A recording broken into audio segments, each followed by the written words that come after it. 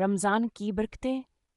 رمضان المبارک کی آمد تھی۔ پورے شہر میں ایک خوشگوار تبدیلی محسوس ہو رہی تھی۔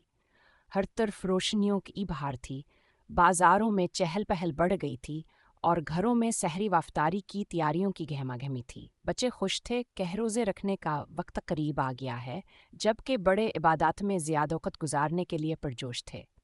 احمد اور اس کی چھوٹی بہن فاطمہ بھیر رمضان کا بے صبری سے انتظار کر رہے تھے۔ احمد اس بار پورے رمضان کے روزے رکھنے کا عہد کر چکا تھا اور فاطمہ بھی پہلا روز رکھنے کے لیے بے حد پرجوش تھی۔ امی نے دونوں کو سمجھایا کہ ہر روز صبر، نیکی اور اللہ کی رضا کا ذریعہ ہوتا ہے۔ جب رمضان کا چاند نظر آیا تو سب کے چہروں پر خوشی کے رنگ بکھر گئے۔ مساجد میں رمضان المبارک کی پہلی تراویح آج ہوگی۔ احمدہ اور اس کے والد مسجد چلے گئے، جہاں لوگوں کا ہجوم تھا۔ سبھی ادا کر رہے تھے کہ یہ رمضان برکتوں والا ہو۔ اگلی صبح سحری کے وقت امی نے سب کو اٹھایا۔ گرم گرم پراٹھے، کھجوریں اور دودھ کی خوشبو نے سب کو مزیدار سحری کے لیے تیار کر دیا۔ احمد نے دعا کے ساتھ پہلا روز کھا اور پھر اسکول چلا گیا۔ وہاں اس کے دوست بھی روزے سے تھے اور سب ایک دوسرے سے پوچھ رہے تھے کہ پہلا روز ہی سا جا رہا ہے۔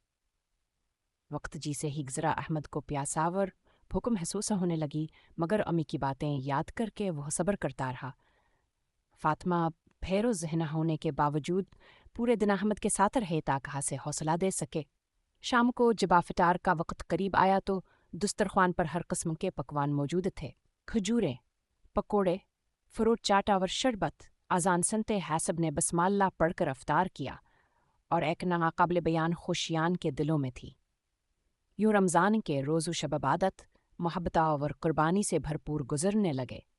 احمد اور فاطمہ نے سیکھا کہ رمضان صرف کھانے پینے سے رکنے کا نام نہیں، بلکہ صبر، شکر، نیکی اور دوسروں کی مدد کا مہینہ ہے۔ جو عید قریب آ رہی تھی، ان کا دل چاہتا کہ رمضان کبھی ختم نہ ہو، کیونکہ ہم ہی نہان کے دلوں میں خوشی، برکت اور اللہ کی محبت لے کر آیا تھا۔